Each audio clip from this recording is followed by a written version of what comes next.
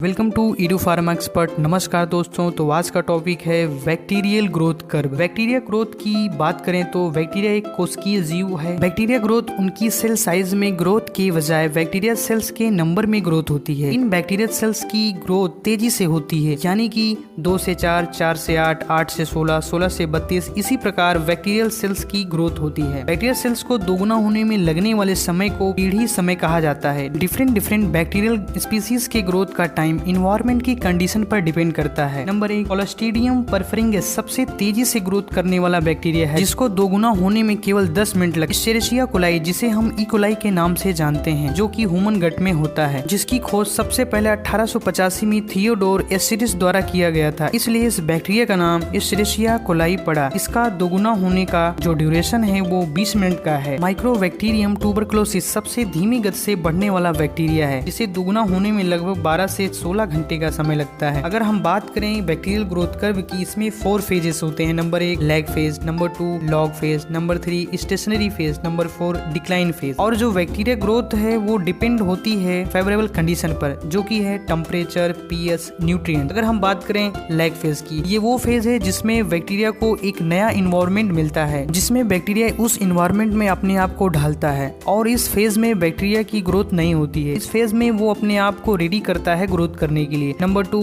Log phase. इस phase में bacteria की ग्रोथ होने लगती है बहुत तेजी से, जैसे 2 से 4, 4 से 8, 8 से 16, 16 से 32 दोगुने रेट से ग्रोथ होती है। और इस फेज में ग्रोथ तब तक होती रहती है जब तक कि उस मीडियम में न्यूट्रिएंट्स की कमी ना हो जाए। टॉक्सिन रिलीज होने लगते हैं, जिसके परिणाम स्वरूप बैक्टीरियल ग्रोथ का जो रेट है वो स्लो हो जाता है। Number 3 stationary phase. इस फेज में बैक्टीरिया की ग्रोथ रेट बैक्टीरिया की डेथ रेट के बराबर हो जाती है। साथ ही साथ इस फेज में न्यूट्रिएंट्स की शॉर्टेज हो जाती है, जिसकी वजह से ग्रोथ रेट स्लो डाउन हो जाती है, और फूड और न्यूट्रिएंट्स ना मिलने के कारण डेथ रेट भी इंक्रीज होने लगती है। Number 4 decline phase. यह फेज बैक्टीरिया ग्रोथ का लास्ट फेज होता है। इस फेज में acute shortage of nutrients, media और फूड, अचानक से कम समय में न्यूट्रिएंट्स की कमी और उस मीडिया में टॉक्सिन इंक्रीज होने लगता है, जिसकी वजह से बैक्टीरियल सेल्स डेथ करने लगती हैं। तो आज के लिए बस इतना ही। Thanks for watching.